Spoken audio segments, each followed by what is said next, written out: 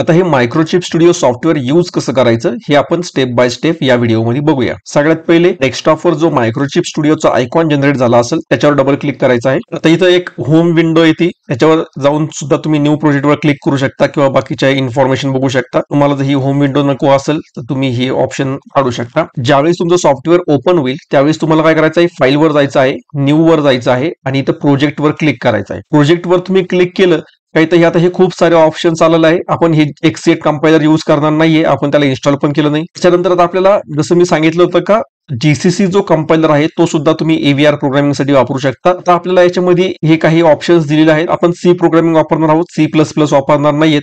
त्याच्यामध्ये आपण हे जीसीसी सी एक्झिक्युटेबल प्रोजेक्ट जो आहे हा आपण इथं सिलेक्ट करणार आहोत. हे प्रत्येक प्रॅक्टिकल साठी हे कॉमन असणार आहे. तो सिलेक्ट करायचा आहे. तो सिलेक्ट केल्यानंतर सगळ्यात पहिले आपल्याला जो प्रोजेक्ट क्रिएट करायचा आहे त्याला काय नाव द्यायचं ते आपण इथे हे करणार आहे. फॉर एक्झाम्पल मला एलईडी ब्लिंकिंगचा प्रोजेक्ट करायचा आहे, त्यासाठी मी काय करणार आहे, एलईडी त्याला नाव दिलं. शक्यतो नाव देताना सिम्प्लिफाईड नाव द्या. जे नाव तुम्ही प्रोजेक्टला देताल तेच नाव सोल्युशनला पण येतं. सोल्युशन म्हणजे काय असतं, त्याच्यामध्ये तुम्ही मल्टिपल प्रोजेक्ट डेव्हलप करू शकता किंवा रन करू शकता. आता आपण सध्या प्रोजेक्टला जे नाव देऊ तेच आपण इथं सोल्युशनला नाव येत आहे. त्याच्यानंतर आपल्याला काय करायचं आहे, जे लोकेशन आहे का हे तुमचा जो प्रोजेक्ट आहे हा कुठं सेव्ह करायचा आहे, तर डिफॉल्ट जे लोकेशन आहे त्याच्यामध्ये सेव्ह करा किंवा तुम्ही डॉक्युमेंट्स मध्ये एक नवीन फोल्डर तयार करा, त्याच्यामध्ये तुमचे प्रोजेक्ट सेव्ह करा किंवा तुम्ही डेस्कटॉपवर सुद्धा तो एखादा फोल्डर क्रिएट करून त्याच्यामध्ये सुद्धा तुमचे प्रोजेक्ट सेव्ह करू शकता. शक्यतो डॉक्युमेंट्स मध्ये करा म्हणजे त्याला शोधायला थोडंसं सोपं जातं. नंतर इथे एक सपोज मी एक नवीन फोल्डर तयार करून घेतलं, एव्हीआर प्रोग्राम म्हणून एक फोल्डर तयार करून घ्या. तुम्हाला जे नाव द्यायचं असेल ते नाव द्या आणि ते काय केलं मी इथं सिलेक्ट केलं. त्याच्यानंतर इथं ओके म्हणा.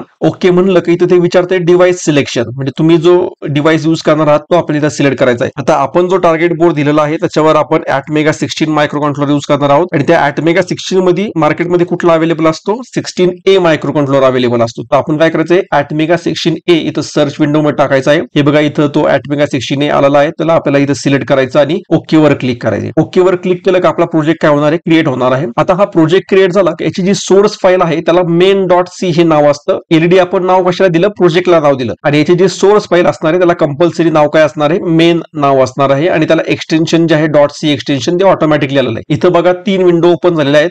एक तुमची सोल्युशन एक्सप्लोरर म्हणून एक विंडो आहे, याच्यामध्ये तुमच्या प्रोजेक्ट फाईल्स वगैरे सगळं इथं असणार आहेत. एक तुमची main.c ही तुमची एडिटर विंडो आहे, इथं तुम्हाला प्रोग्राम टाईप करायचा आहे आणि एक आउटपुट विंडो ही तिथं ओपन झालेली आहे. त्या आउटपुट विंडो मध्ये प्रोजेक्टच्या रिलेटेड जे काही मेसेजेस असतील किंवा एरर्स वगैरे असतील ते तुम्हाला इथं आउटपुट विंडो मध्ये बघायला भेटतील.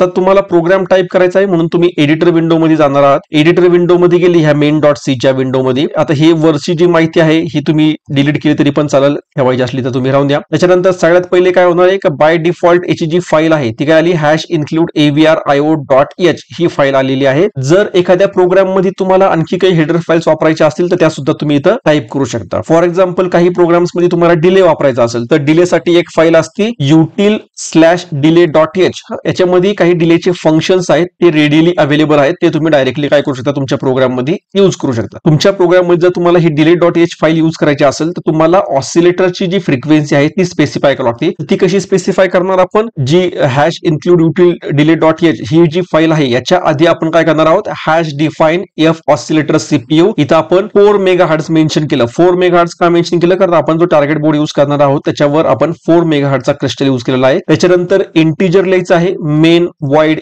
हे कंपल्सरी असणार, तुमचं ओपनिंग ब्रॅकेट क्लोजिंग ब्रॅकेट असणार आहे. आता तुम्हाला जो प्रोग्राम लिहायचा आहे तो याच्यामध्ये लिहायचा आहे. हे तुम्हाला डिलीट करायचं असेल तर डिलीट करा. तुमचा जो काय प्रोग्राम आहे तो तुम्ही इथं राईट करणार आहे. तर असा मी काय केलं, एक प्रोग्राम इथं राईट केलाय. एकदा तुमचा प्रोग्राम पूर्णपणे राईट झाला का तुम्हाला काय करायचं आहे, सेव्ह करायचा. इथं बघा सेव्हचा ऑप्शन आहे किंवा तुम्ही फाईल मध्ये जाऊन इथं तुम्ही याला सेव्ह करू शकता. हे सेव्ह main.c चा जो ऑप्शन आहे तर ह्याला तुम्ही इथं क्लिक करू शकता. एकदा सेव्ह वगैरे केलं, आता आपल्याला काय करायचं आहे, ह्या प्रोग्रामला बिल्ड करायचं आहे. म्हणजे याच्यामध्ये काही एरर्स वगैरे आहेत का नाही आपल्याला कळेल आणि जर बरोबर असेल तर त्याच्या रिलेटेड जे काही हेक्स फाईल आहे ती काय होईल, आपल्याला तयार होईल. आता आपण हा प्रोग्राम सक्सेसफुली राईट केला, त्याला सेव्ह केलं. आता इथं बिल्डच्या ऑप्शन मध्ये जायचं आहे. इथं 3 ऑप्शन आहेत बघा, बिल्ड सोल्युशन पण ऑप्शन आहे, बिल्ड एलईडी पण ऑप्शन आहे आणि कंपाइलचं पण ऑप्शन आहे. बिल्ड एलईडी म्हणजे काय, फक्त तुमचा तो एक जो एलईडी नावाचा प्रोजेक्ट आहे तेवढा बिल्ड होईल आणि बिल्ड सोल्युशन केलं तरी पण चालेल. जर कधी कधी काय असतं की मल्टिपल प्रोजेक्ट जर एका सोल्युशन मध्ये यूज केलेले असतील तर ते तुम्हाला बिल्ड करण्यासाठी बिल्ड सोल्युशन नावाचा ऑप्शन तिथे दिलेला आहे. आता तुम्ही बिल्ड सोल्युशन म्हणलं काय किंवा बिल्ड एलईडी म्हणलं काय तरी पण चालेल. फॉर एक्झाम्पल आता मी एक बिल्ड सोल्युशन वर क्लिक करतो. आता हे आउटपुट विंडो मध्ये बघा तुम्ही, इथं आउटपुट विंडो मध्ये तुम्हाला हे वेगवेगळे मेसेजेस दिसतील. जर तुमचा प्रोग्राम बरोबर असेल तर इथं असेल बिल्ड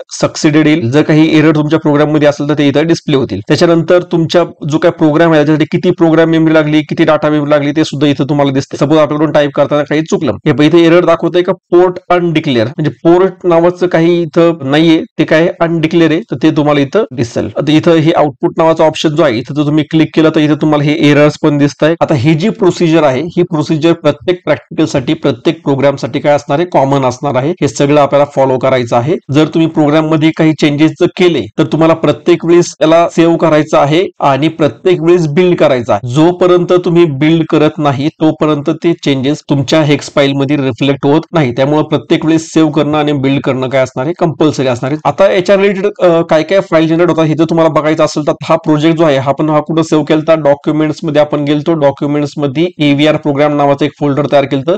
तिथं हे एलडी नावाचं एलडी तुमचा जो प्रोजेक्ट होता त्याच्या नावाचं एक फोल्डर तयार झालं. हे जर तुम्ही ओपन केलं एलडी नावाचं फोल्डर तर इथे तुम्हाला दिसेल का ही तुमची ऍडमिन स्टुडिओ म्हणजे जो आपला मायक्रोचिप स्टुडिओ आहे त्याची जी फाईल आहे इथे तुम्हाला दिसणार आहे. त्याच्यावर डबल क्लिक करून डायरेक्टली हा प्रोजेक्ट तुम्ही ओपन करू शकता. किंवा हे वरचं जे फोल्डर आहे याच्यामध्ये तुम्ही जर गेले तर इथे तुम्हाला ही main.cg फाईल आपल्या याच्या प्रोग्राम मध्ये ती तुम्हाला दिसेल की याच्यामध्ये तुमचा प्रोग्राम इथं असणार आहे. त्याच्यानंतर तुम्ही जर इथं डिबग मध्ये गेले तर डिबगच्या ऑप्शन मध्ये तुम्हाला आपल्या प्रोजेक्टच्या रिलेटेड ज्या काय फाईल्स आहेत ह्या फाईल्स तुम्हाला ह्या डिबगच्या ऑप्शन मध्ये इथं बघायला भेटतील. आपल्यासाठी महत्वाची फाईल कुठली आहे का, ही हेक्स फाईल. हे बघा हे हेक्स फाईल जी आहे ही हेक्स फाईल इथं तुम्हाला बघायला भेटेल. एलईडी ब्लिंकिंग साठी तुम्ही जो सी प्रोग्राम लिहिला होता त्या सी प्रोग्रामचं कन्व्हर्जन कशामध्ये केलं गेलं, मशीन कोड मध्ये केलं गेलं आणि तो मशीन कोड हा हेक्साडेसिमल नंबर फॉर्मॅट मध्ये असतो. म्हणून या फाईलला काय म्हणलं जातं, हेक्स फाईल म्हणलं जातं.